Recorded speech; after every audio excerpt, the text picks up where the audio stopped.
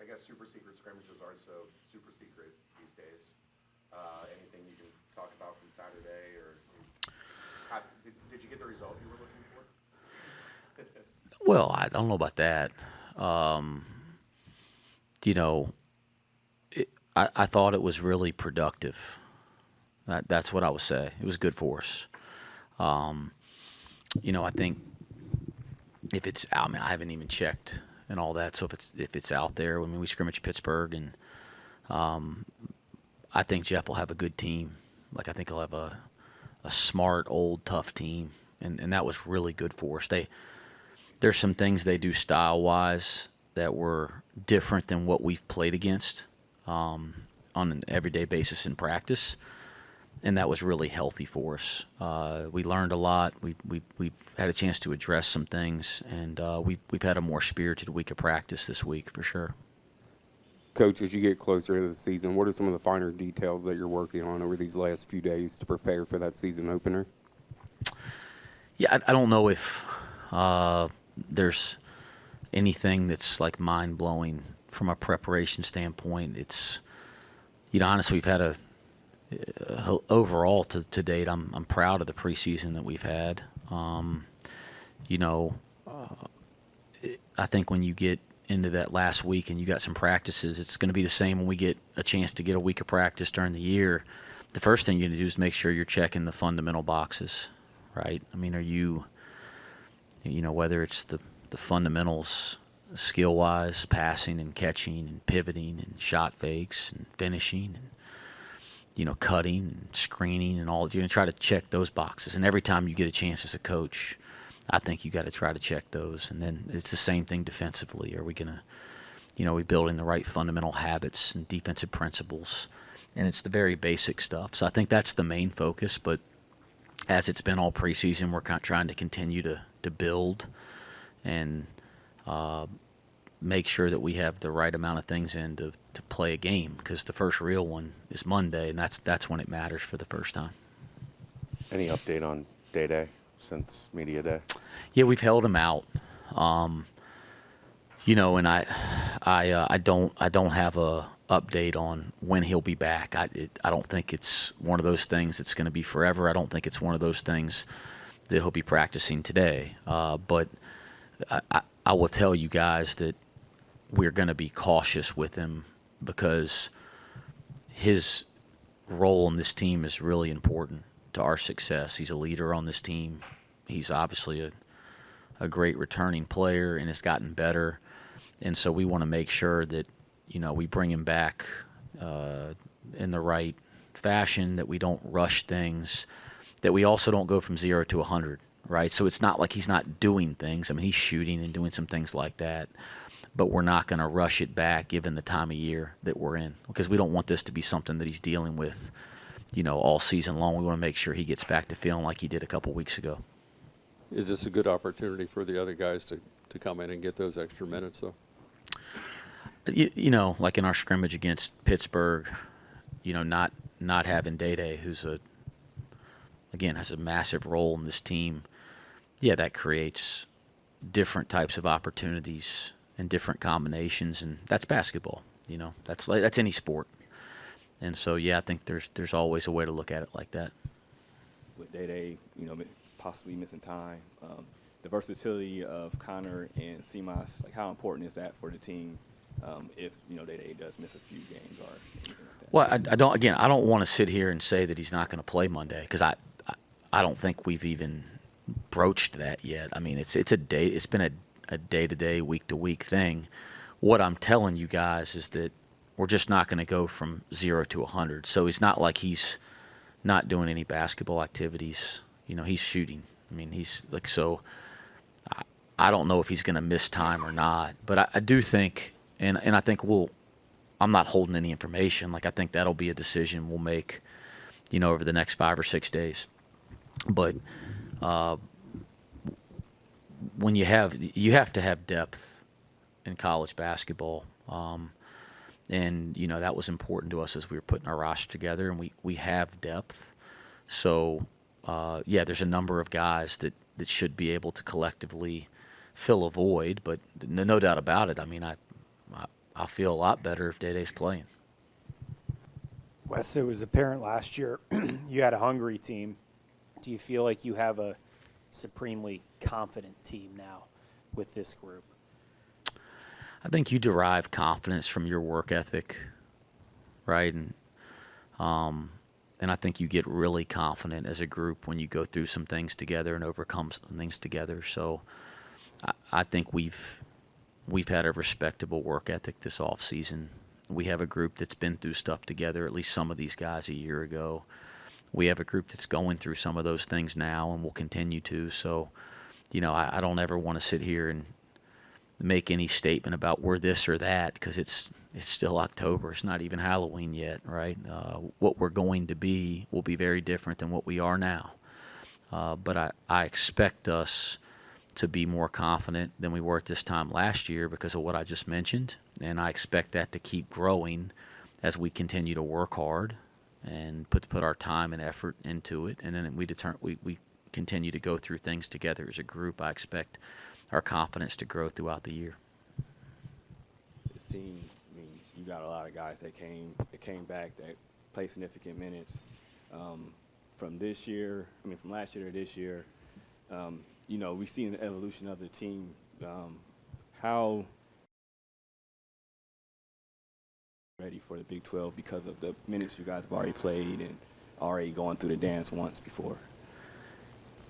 Yeah, I've said this a number of times. Our continuity from a year ago, it should be a strength, and if we're going to have the kind of year that we think we can have or we're capable of having, then it will be a strength. But we can't just sit here and act like it's going to happen just because. We have to go out in that gym every day. And again, for the most part, I've been proud of that to date, but we got to make it a strength because it should be and it can be, but it's not going to just happen just because. It's because we got to continue to keep working and growing and all that kind of stuff. But like I said, to date, in a big picture way, I don't have any complaints about these guys' approach or work ethic. I've been proud of that.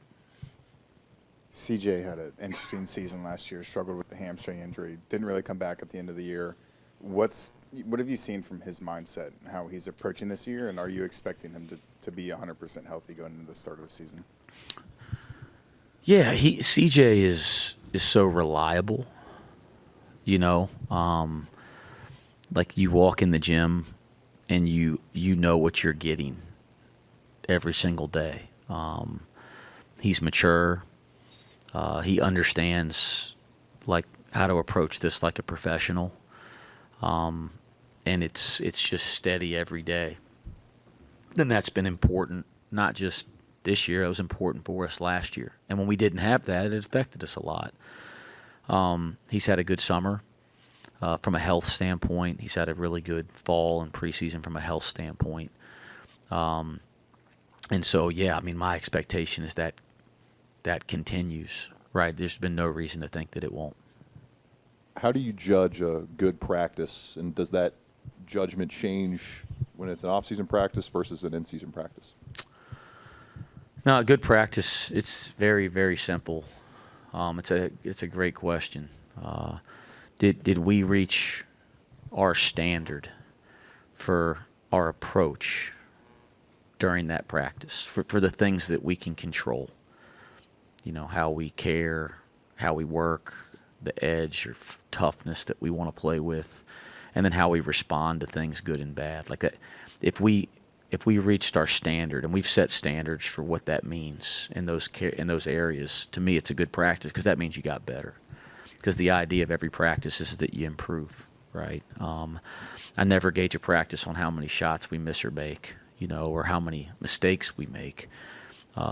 But if our approach, the stuff that you have control over, if it's at the standard that we've set, and hopefully better, hopefully that standard's rising, then I think it's a very productive practice. And I think our guys, I think they understand that same evaluation of it. And we talk about that at the end of every practice. Did we do that or did we not do that? And if we did, we feel like we accomplished something that day. And most of the practices we've had, we've been able to say that. Wes, You mentioned after the Ohio State game how you wanted this team to come in and approach practice that week like it was a 30-point blowout. Is that the similar mindset following the scrimmage versus Pitt with 1 week heading into Arkansas Pine Bluff? Yeah, I think what I was really referring to is just that regardless of,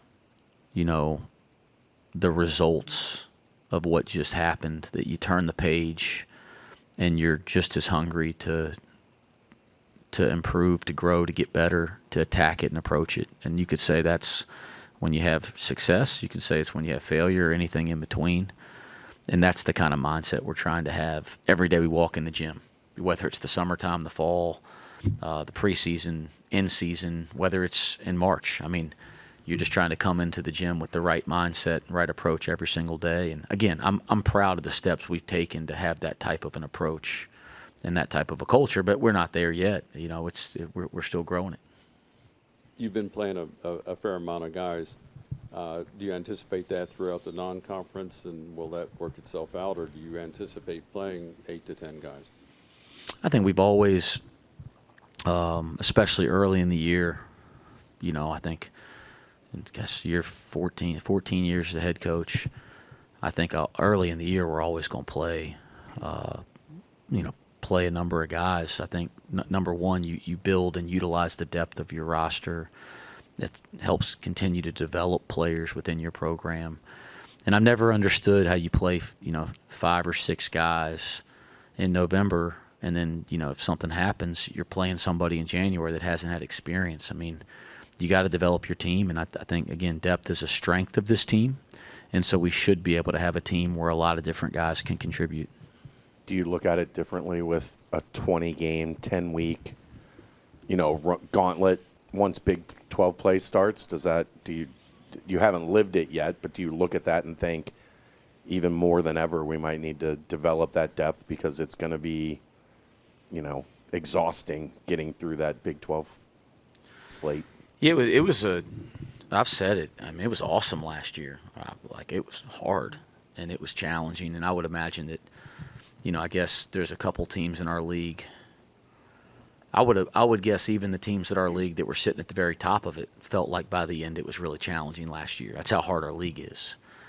I would, again, we had, Houston and Kansas and Iowa State and Baylor. These guys were all high seeds in the tournament, and I'm probably forgetting somebody, but I would venture to guess if you asked their programs and coaches, and they finished at the top of our league last year, that they said, man, that was hard, and that challenged us, and like the day after day, the game after game. And I'm saying all that because it's awesome. It's what brings the best out of you as a competitor. And so last year's schedule did. Well, now, as you said, it's 20 league games and 20 play dates. So there's no buys. We had two buys. It was 8 in 20 play dates last year. So you take away those 2 buys, I think it's going to put an even higher level of mental and physical stress on your team in January and February when the games, obviously, because they're in league, matter a little bit more. And the good news is it's equal. It's not like that's just the Bearcats and everybody else gets a bunch of buys. That's the whole league. But, I do think depth mattered last year in the Big 12. I think it'll for sure matter quite a bit this year. Yeah. CMOS mentioned at Big 12 Media Days, one of the reasons he wanted to come back was this being the best place for his personal development. How much has the addition of Tim Buckley helped with that continued development of your perimeter players and team as a whole? Yeah, I got a great staff, guys. I probably said that a number of times publicly. I won't stop saying it. I'm fortunate there, very fortunate. And so, when you talk about our players' personal and development as players, right? So their development on the court or physically, but also their personal development. Our entire staff has a massive impact on that. I think we value when we add people to our program and our staff. We value people that align with that. Like we have those values. So if we're going to hire somebody, we want somebody else that has those shared values. And I think for the most part, we've done an excellent job of attracting people like that.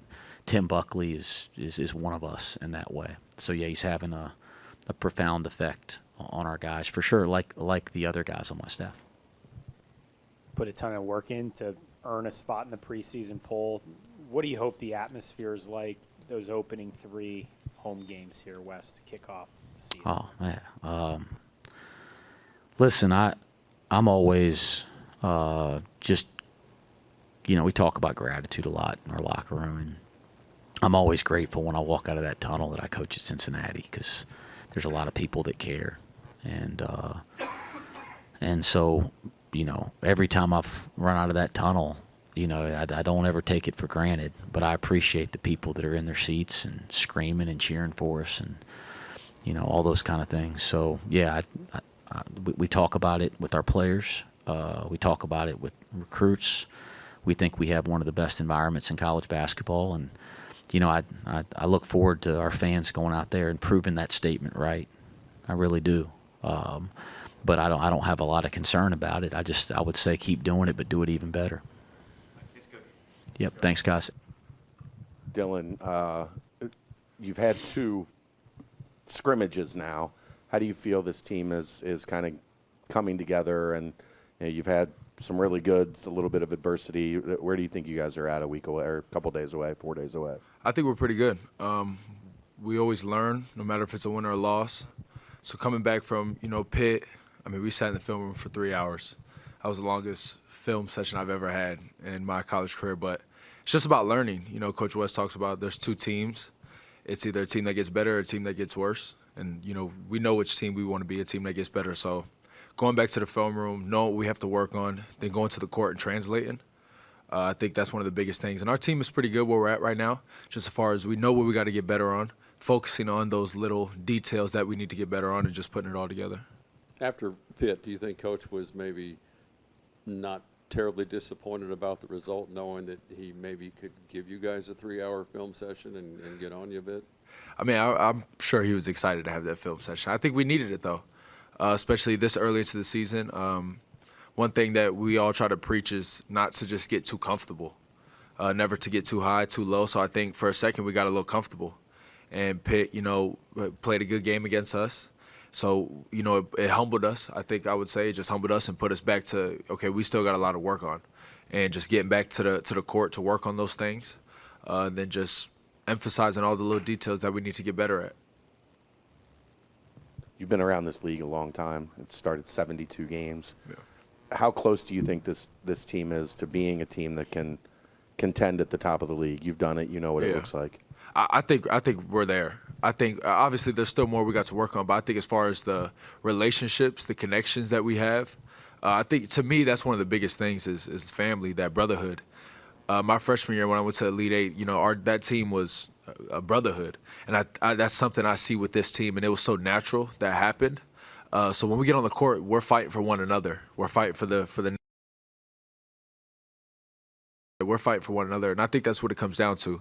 Having that relationship with your brothers, having that connection, and knowing you'll go to war for your brothers, I think that's what it's going to come down to. Coach Miller kind of talked about the 20-game schedule, and now you guys are basically traveling to everywhere in the country. As a student athlete in your career, how difficult has it been to kind of balance everything with the travel, and now how much more challenging do you think it's going to be going all over the country? Yeah, it's something we knew coming here to the Big 12. Me coming back to the Big 12, it's something that I knew. With teams added, there's no bad team in this conference. So we know we have to come out every day and put the work in and let it translate on the court. But there's no bad teams in this conference. So we know every day we got to put the work in, and then every game that comes up when that Big 12 conference starts, it's whoever shows up for that 40 minutes. I don't care if we're undefeated. I don't care who's the number one team. Whoever shows up for that 40 minutes is the one who's going to walk out with a win. So I think we just got to take care of our bodies, stay together. We're going to face adversity, but as long as we stay together, we'll be there for each other. What do you guys tell DayDay and Tyler even? Tyler's out for the year, but DayDay will be back. But, you're a player. That's a difficult thing when you have to miss games. Yeah, no, DayDay's taking every day, one day at a time. DayDay will be ready to go. He's played in the Big 12 last year. He's a real experienced guard that we have, so DayDay will be ready to go. T-Mac, unfortunately, he'll be ready for it next year. I always tell them all the time, the Big 12 is different. I mean, it's the toughest league in the conference, and we're talking about skill, we're talking about depth, everything. Like it's a tough league to play in, especially as a freshman coming in. My freshman year, it was tough playing in the Big 12. It's not like all the other leagues. It's very tough, very physical. So being a freshman, like you don't get to really experience that physicality in high school. So T-Mac will be ready to go. I know he's excited. Then as far as DayDay knows what it takes to win. He played in the Big 12 last year. He knows what it takes, and he's very experienced, so he'll be ready to go. Dillon, when you look at your personal development, what areas of your game have Coach West and his staff helped you with since you've stepped on campus?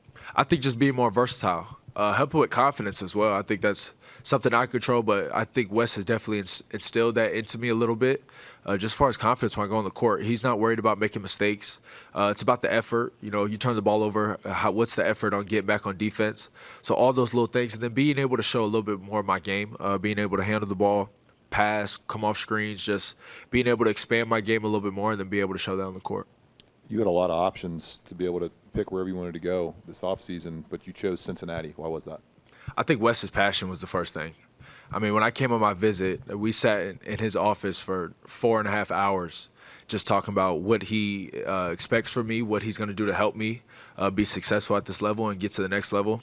So, I mean, his passion is what stuck out. I mean, I went on a lot of visits and, you do the tour and it's kind of just fun and cool, but I mean, Wes was straight to basketball, and that's why I'm taking these visits. I could care less about where I'm living or the campus, to be honest, but it's about basketball, and I think that's just something that Wes, I seen so quick in Wes, just how passionate he was about basketball, how passionate he was about this university, how passionate he was about us. I mean, he cares about us a lot. He loves us, and he's going to bring it every day on the court. And I think, once I took my visit, I kind of knew immediately I want to play for Coach Wes. Dillon, you got to experience this arena last year when Texas came here. Talk about the excitement. Obviously got to witness it a little bit versus Ohio State. Talk about the excitement to see that this time in the Cincinnati uniform come Monday night. I mean, I'm excited. I'll be honest, when I came here last year, we didn't know what to expect too much because last year was their first year in the Big 12, and I remember by the time we was getting ready for that jump ball, it was frightening a little bit, So I'm excited to be able to play in front of these fans. I mean, this is the reason we go hard every day for the name on front of our chest, to be able to show up for these fans. So, I mean, I'm telling y'all, when they're out there and they're loud, it is frightening. It is frightening for the opposing team. So, I mean, it's exciting. They're gonna help us win games this year. Best believe Fifth Third will help us, get us out of some games and help us win games this year, bring some wins here. They will be a big factor in that. So I'm excited to play in front of all the fans. Excited to see November 4th when they're all out there, and then obviously when the conference starts, being able to play in front of the fans. A little off topic from basketball, but what have been your favorite things about the city of Cincinnati so far, being from Florida and then playing in Texas? Well, I know the first thing is that the cold is getting to me a little bit. I ain't gonna lie. It's freezing. My nose is stuffy. I go out. I go out in the morning to take my dogs out. I don't even want to go outside. The city is great. I actually really love it. As far as just how versatile it is. Like, there's so many places to eat. I like Italian, so I know me and my girlfriend's favorite spot is this little place on OTR, like Pep and Dolores or something. That's my little spot down there. But been to some Bengals games, caught a Reds game. I mean, there's so much to do out here. And I think everybody's so nice out here. Like, everybody's just so nice. Everywhere you go, everybody's nice. And it is a lot of fun. And I'm excited to even explore more out in the city. In your intro video, you talked about how Coach Miller had to babysit your dogs for a few days. What was his reaction when you asked him to do that? I have no idea because, honestly, like, me and my girlfriend came out here and our dog got out here before we did. So I know Coach Dillon was terrified. One thing about Coach Dillon, he is terrified of dogs. So I think Coach Jake, when he was still here, he was the one that came and picked him up at first. They asked Dillon, and Dillon was real like, I don't know if I'm picking them dogs up, but nah, it was that was big for me. My dogs are my little babies. They're my kids to me. So being able for them to come out here before me and all the coaches look after them, that was cool, except Dillon. I got to talk to Dillon about it. All right, thanks, Dillon. Appreciate y'all.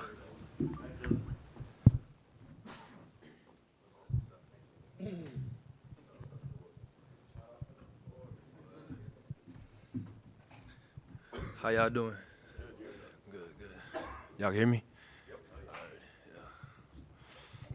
Jizzle, you had a really strong end to your freshman season. How were you able to take that momentum into the off season, and how much improvement do you think you have seen, since we last saw you? Just taking last year, it was really an experience year, really learning the game, learning the flow. Then at the end of the year, I had more minutes, so I had stronger performances. So just going into the off season, just seeing what I really need to work on, and just building on it this summer, this preseason, and a lot of film. Me and coach watched a lot of film, just working on my game, seeing where I could improve, and really being a better leader, floor general, PG. So yeah. We didn't see you at Pitt, but the Ohio State game, you did enough, but you didn't have to do as much that game. What do you see from your teammates? Is that fun for you sometimes just to sit back and watch the other guys get the glory? Yeah. Being a point is really not all about you. Last year, I used to come in with a scoring mentality, but this year, I'm more of a team-oriented player. I really want to see everybody flourish. So I try to get everybody open and into their spot. So I think it opened up for me. So, yeah. Jizzle, Dan and CMOS have been open about, other programs kind of talking to them about trying to get them to transfer. Yeah. What ultimately led to you deciding to stay at Cincinnati and committing to Wes Miller again? Yeah, it wasn't even a thought. Just seeing what I did my freshman year, I knew I could build on it. Really just being in the city, the crosstown shootout, it's just things you want to come back for, just being a part of it. It makes you like, yeah, I want that feeling again. So, really just sticking with the culture, the program. I'm a loyal guy, so I didn't really want to leave.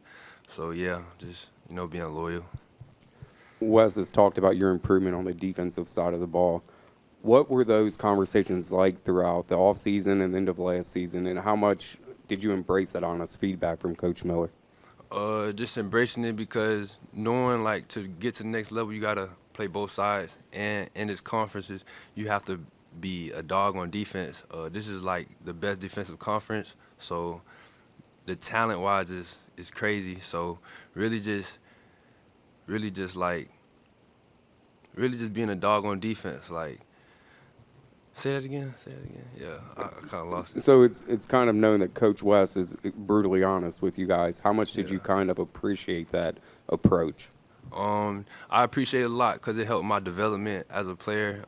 Just coming into my second year, I really know what's the expectation, and knowing the physicality and the expectation of every game that I have to bring in on the defensive side, and just not being offensive-minded. So really just being a complete player on both sides of the end.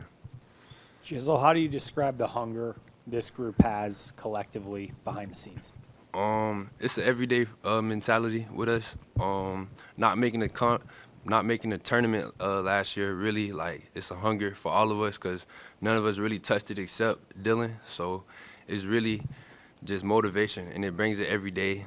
Seeing all the close games we had last year, it's really it's on our head still. So we think about that every day as we compete, we battle with each other, and really just making that next step is really our big goal. You saw DayDay go down at the end of last season, and you stepped up big time, and then now he's we don't know what his status is for Monday, but are you guys better when you guys are together, and do you think we'll see a lot of you and him on the court at the same time? Yeah, definitely.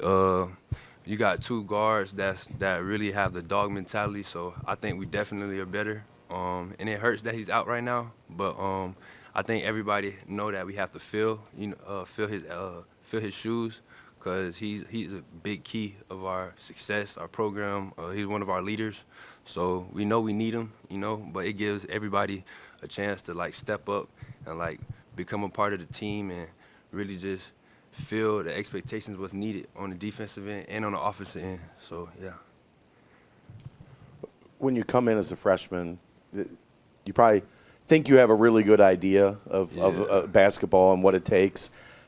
How wrong were you? How much did you have to step back and go, man, I got a lot. I still got a lot that I need to add and put in my brain? It's really just going through them games of them slumps. Last year I had a couple slumps where I wasn't playing my best, and I had to come to realization this is big time basketball. So it really just amps up your level of practice intensity. And when you're working out, you really try to work on what you do in the game. So it's really like experience, film, the little things, and you see what helps, what translates. So, yeah. Jizzle, Rayvon took the red shirt last year. How excited are you to see him get on the court and see some game action for you guys this year? I'm very excited.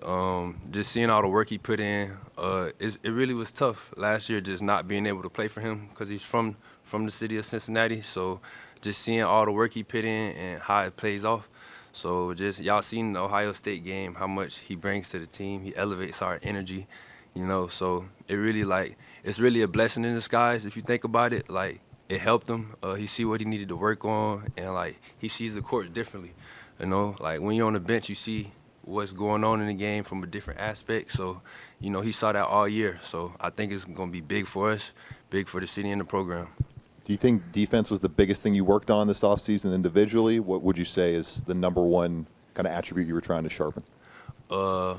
Defense, I could say my perimeter shooting, becoming more of a deep threat shooter. So, I could help bring the defense out more, so I could create for others, create for myself. So it was a lot of things. My IQ, seeing the floor better. I really want to have a better assist-to-turnover ratio this year, really, and getting to the free throw line. I really want to be aggressive and, draw fouls, make the team guard us so I could open it up for our shooters, help CMOS, get open, stuff like that. Lob threats for AZ, You have the experience of playing against Connor and Dillon both last season. What have you seen from those two this offseason, and how have you kind of helped them with their progressions, having that familiarity with their game? For Dillon, it's really just, fit in where he fits in. Like, he's a great cutter, lob threat. So, just being that guy that puts the pressure on the defense, that open it up for him. And with Connor, he's a knockdown shooter, and he can play the one. So, we play good off each other. He helps me, with the shooting. We shoot together after practice a lot. So,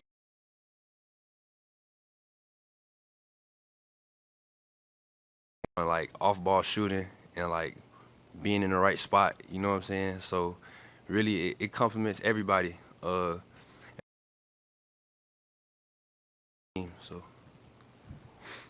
Jizzle, you're talking about Connor Hickman a little bit more. And he's been a guy that's been around now entering his senior season. What veteran advice were you able to get from him? I really learned how to just let the game flow, let the game come to me, being in the right spot, being smart, I really learned from an IQ standpoint of how to find my niche in some things, like when I don't have the ball, how can I be effective? So it's really off the ball movement and, stuff like that. Sean Kilpatrick came back and got inducted into the Hall of Fame. I know he talked to the team. Yeah. Did you get a chance to talk to him one-on-one at all? And what did you learn? What did you gather from him when you talked to him? Just he was here for 5 years. It blew my mind, and he told me it's just an everyday. You have your downs, you have your ups when you thinking is you probably don't even want to play basketball no more. You might have them thoughts, but ultimately he told me just to keep going every day and stay in the gym, stay at it. So just the little things. He really preached the little things. So, yeah. Thanks, Jizzle. Yeah. Appreciate y'all.